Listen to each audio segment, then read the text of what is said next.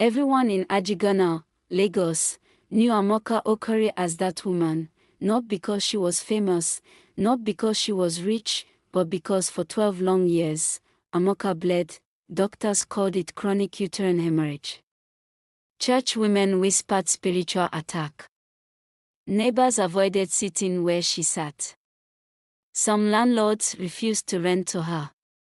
Relationships ended the moment the truth came out. Bleeding meant weakness, bleeding meant shame, bleeding meant isolation. By 34, Amaka had spent everything: hospital bills, herbal remedies, prayers from prophets who promised healing for a price. Nothing worked. Some treatments made it worse. There were days she collapsed on the bus. Nights she cried into her pillow so her younger sister wouldn't hear. She stopped attending church, not because she didn't believe in God, but because she was tired of hoping. One humid Tuesday afternoon, Amaka sat in her tiny one-room apartment scrolling her phone when a video popped up. Live healing service with Prophet Jesus Adebayo, miracles happening now. She almost scrolled past, then she heard a testimony. A woman on the screen sobbed, holding medical reports. Doctors said I would never walk again. But today I am healed. Amaka's chest tightened. I've heard this before, she thought, but something stirred, quiet, stubborn, dangerous. She checked the venue, National Stadium, Suralere. The service was that evening. She looked at the pack of sanitary pads beside her bed. Looked at her bank app, Nigeria Naira 1, 200 left. Looked at herself in the mirror, thin, tired, but still breathing, and then she whispered words she hadn't said in years. God, if you are still healing people, remember me. The stadium was chaos, thousands of people. Music blaring. Ushers shouting instructions. Sick bodies everywhere, wheelchairs, crutches, oxygen tanks. Hope mixed with desperation. Amaka stayed at the back. She didn't want attention. Didn't want anyone asking questions. Didn't want to explain the smell of iron that sometimes followed her. As the prophet arrived, the crowd surged forward. Amaka was pushed. Stepped on. Almost fell. Pain shot through her lower body. She felt the familiar warm flow and panic rose in her throat. Not now. Please, not now. Then she remembered the Bible story her mother used to read.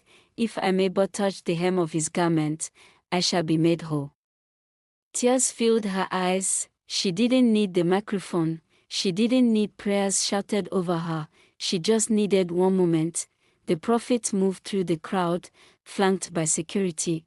Amaka's heart pounded. This is my chance. Or my last disappointment. She pushed forward, ignoring the pain, the blood, the fear. Just one touch. Her fingers brushed the edge of the prophet's flowing white jacket. Nothing dramatic happened. No thunder, no scream, just silence. Then warmth, deep, gentle, undeniable, spread through her body. The pain vanished. The weakness lifted. She froze. Slowly, she realized something terrifying and beautiful. The bleeding had stopped. The prophet suddenly stopped walking. He turned. Someone touched me, he said calmly. People laughed. Everyone is touching you. Someone shouted. He shook his head. No. Someone touched me with faith. Amaka's knees buckled. She wanted to hide. She had broken cultural rules. She had come unclean into a crowd. She had dared to hope, but something stronger than fear rose in her. She stepped forward, hands shaking, voice trembling.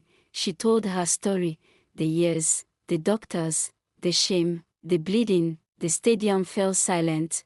The prophet looked at her with kindness, not pity. Daughter, he said, your faith has made you whole. 3 days later, Amaka sat in a hospital waiting room. Tests were done, scans repeated, doctors argued quietly among themselves. Finally, one turned to her, stunned. Madam, There is no trace of the condition. It's medically impossible. Amaka smiled through tears. I know. Months later, Amaka stood on that same stadium stage, this time holding medical reports and a microphone. She told her story, but the miracle wasn't just the healing, it was this. Amaka later started a foundation for women with hidden illnesses, helping those too ashamed to speak, too poor to treat, too broken to hope. She married a man who knew her past and still chose her, and every time she told her story, she ended with one line: I did not touch a garment, I touched hope, and hope touched me back.